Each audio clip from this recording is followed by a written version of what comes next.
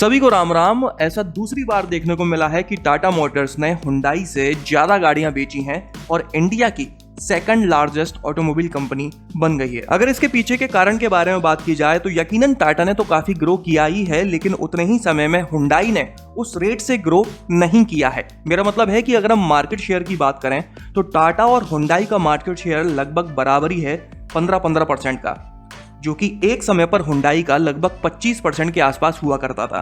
तो टाटा नीचे से ऊपर आई है और हुंडई ऊपर से नीचे आई है, जिसकी वजह से आज Tata second largest automobile company of India बन चुकी है। अब देखते हैं कि अगले महीने भी इसी पोजीशन पर रहती है या फिर पिछली बार की तरह एक महीने के बाद ही तीसरी पर आ जाती है। तो चलिए इस वीडियो में बात कर लेते हैं मई के महीने में पूरे भारत के अंदर सबसे ज्यादा बिकने वाली 25 गाड़ियों के बारे में। 25th पोजीशन पर है हुंडई की i20, जिसकी 4463 4463 यूनिट्स बिकी हैं पूरे भारत में। i20 की सेल्स देखकर ऐसा लगता है कि हुंडई वालों ने इसकी नेक्स्ट जनरेशन लॉन्च करके इसकी लाइफ ही खत्म कर दी बॉस। इससे पुरानी वाली जनरेशन की बिक्री इससे दोगुना हुआ करती थी। आगे बढ़ते हैं तो 24th पोजीशन पर है मारुति की एस्प्रेसो, जिसकी 4475 4475 यूनिट्स बिकी हैं मई के महीने में पूरे भारत के अंदर। हाल फिलहाल एस्प्रेसो अभी तक इकलौती ऐसी गाड़ी है जिसने सभी सेफ्टी फीचर्स होने के बावजूद भी ग्लोबल एनसीएपी क्रैश टेस्ट में 0 स्टार्स स्कोर किए थे। 0 स्कोर करने के बावजूद भी ये गाड़ी हमेशा आपको 25 बेस्ट सेलिंग कार्स की लिस्ट में देखने को मिल जाएगी। 23rd पोजीशन पर है टाटा की टियागो, जिसकी 4561 4561 यूनिट्स बिकी हैं पूरे भारत में। टाटा की इस गाड़ी को इंडियन मार्केट में काफी तगड़ा रिस्पांस मिला है, लेकिन जब से पंच मार्केट में आई है तब से टियागो और अल्ट्रोज दोनों की ही बिक्री पर काफी बुरा असर पड़ा है। 22nd पोजीशन पर है किया की कैरेंस, जिसकी 4612 4612 यूनिट्स बिकी हैं पूरे भारत में। लॉजिकली देखा जाए तो इस गाड़ी का कोई भी कॉम्पिटिशन इंडियन मार्केट में अवेलेबल नहीं है।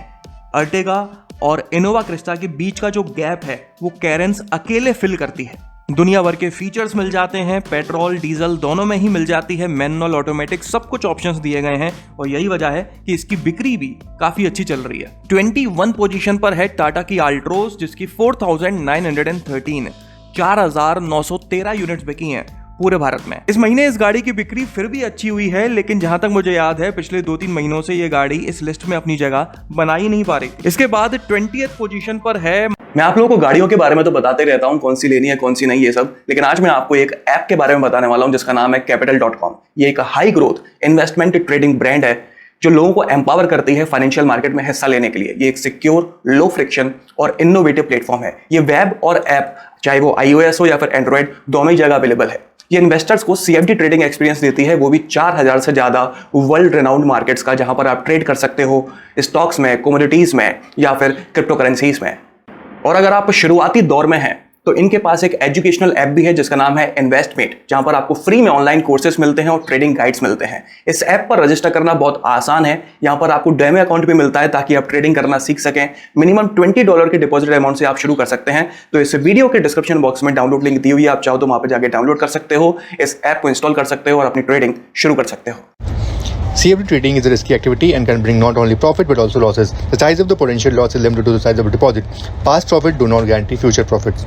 इसके बाद 20th पोजीशन पर है महिंद्रा की XUV 300, जिसकी 5022 5022 यूनिट्स बिकी हैं मई के महीने में पूरे भारत के अंदर। पिछले 10 महीने या 1 साल उठाकर देखोगे तो इस गाड़ी की बिक्री बिल्कुल कंसिस्टेंट चल रही है 4000 से 5000 के बीच में, और इस महीने भी इसकी बिक्री लगभग उतनी ही हुई है। देखा जाए तो कुछ सोर्सेज से ऐसा पता चला है कि इस गाड़ी का फेसलिफ्ट इंडियन मार्केट में इस साल के आखिर तक आने वाला है, लेकिन पहले स्कॉर्पियो लॉन्च हो जाए उसके बाद देखते हैं इसका फेसलिफ्ट आता है या नहीं आता। 19th पोजीशन पर है मारुति की इग्निस, जिसकी 5029 5029 यूनिट्स बिकी हैं पूरे भारत में। 18th पोजीशन पर है महिंद्रा की XUV 700, जिसकी 5069 5069 यूनिट्स बिकी हैं पूरे भारत में। नो डाउट इस गाड़ी की डिमांड बहुत है, लेकिन महिंद्रा वाले फुलफिल नहीं कर पा रहे, आप लोगों को पता ही है। लेकिन फिर भी अगर हम मई की बिक्री उठाकर देखें तो हर महीने XUV 700 लगभग 4 से 4500 कस्टमर्स को मैक्सिमम डिलीवर हो पाती है, लेकिन इस महीने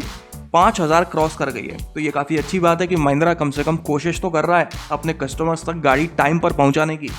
आगे बढ़ते हैं तो 17th पोजीशन पर है किया की सेल्टॉस, जिसकी 5953 5953 यूनिट्स बिकी हैं पूरे भारत में। एक समय पर यह गाड़ी एसयूवी सेगमेंट में एक तरफा राज कर रही थी, जिसको देखो उसको सेल्टॉस खरीदनी थी। कुछ लोग तो इसको सेल्टॉस नहीं किया ही बोला करते थे, क्योंकि उस समय पर ये इकलौती गाड़ी थी इंडियन मार्केट में किया की। लेकिन आज ये अच्छी खासी पोजीशन से लुढ़क कर 17th पोजीशन पर आ गई है। 16th पोजीशन पर है मारुति की सेलेरियो, जिसकी 6398 6398 यूनिट बिकी हैं पूरे भारत में। इस गाड़ी का फंडा मुझे समझ में नहीं आया, अगर आपको समझ में आया हो तो कमेंट बॉक्स में जरूर बताना।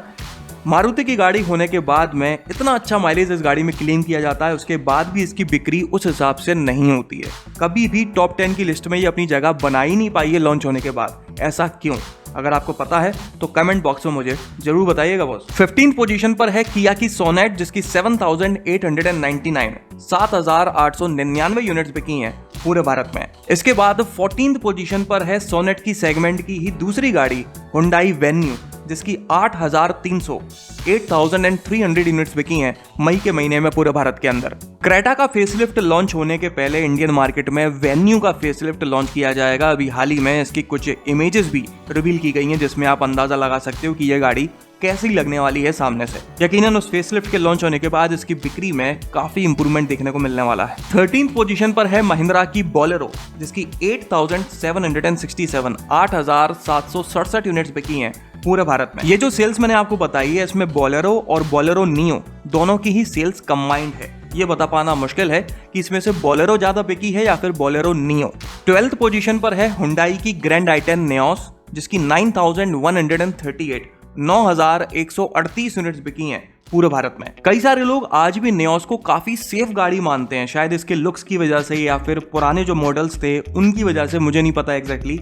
लेकिन जिनको नहीं पता उनको बता दूं कि ग्रैंड आई10 नेओस ने सभी सेफ्टी फीचर्स होने के साथ में ग्लोबल एनसीपी क्रैश टेस्ट में below average crash test rating 2 out of 5 stars की स्कोर की है।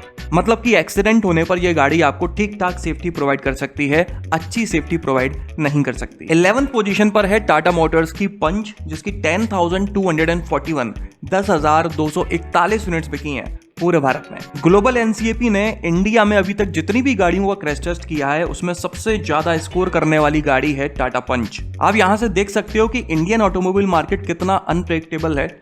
पंच जिसने 5 आउट ऑफ 5 स्टार्स स्कोर किए थे और ग्रैंड आई10 नेओस जिसने 2 आउट ऑफ 5 स्टार्स स्कोर किए थे, दोनों की ही बिक्री में कितना मामूली सा अंतर है। इंडियन कस्टमर दो भाग में बटा हुआ है, एक तरफ है वो लोग जो सेफ्टी करते हैं और दूसरी तरफ है वो लोग जिनको मेंटेनेंस और रीसेल वैल्यू तगड़ी चाहिए। आगे बढ़ते हैं तो 10th पोजीशन पर है मारुति की विटारा ब्रीजा, जिसकी 10,312 यूनिट्स बिकी हैं पूरे भारत में। इस गाड़ी की भी नेक्स्ट जनरेशन जल्दी ही इंडियन मार्केट में लॉन्च होने वाली है, लेकिन ये सब पता होने के बावजूद भी इसकी बिक्री काफी अच्छी हो रही है।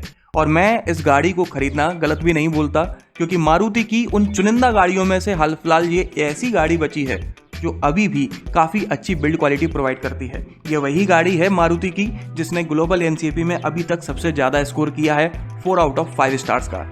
इसके बाद 9th पोजीशन पर है मारुति की इको, जिसकी 10,482 यूनिट्स बिकी हैं पूरे भारत में। 8th पोजीशन पर है हुंडई की क्रेटा, जिसकी 10,973 यूनिट्स बिकी हैं मई के महीने में पूरे भारत के अंदर। 7th पोजीशन पर है मारुति की डिजायर, जिसकी 11,603 यूनिट्स बिकी हैं पूरे भारत में। आगे बढ़ते हैं तो 6th पोजीशन पर है मारुति की अर्टिगा, जिसकी 12,226 यूनिट्स बिक पाई हैं मई के महीने में पूरे भारत के अंदर। 5th पोजीशन पर है मारुति ऑल्टो, जिसकी 12,933 यूनिट्स बिकी हैं पूरे भारत में। 4th पोजीशन पर है मारुति की बलेनो, जिसकी 13,970 यूनिट्स बिकी हैं पूरे भारत में। आगे बढ़ते हैं तो 3rd पोजीशन पर है मारुति की स्विफ्ट, जिसकी 14,133 यूनिट्स बिकी हैं पूरे भारत में। और 2nd पोजीशन पर आई है पहली बार टाटा मोटर्स की नेक्सॉन, जिसकी 14,614 यूनिट्स बिकी हैं पूरे भारत में मई के महीने में। और बात करें सबसे ज्यादा बिकने वाली गाड़ी के बारे में तो वो है मारुति की वैगनआर, जिसकी 16,814 यूनिट्स बिकी हैं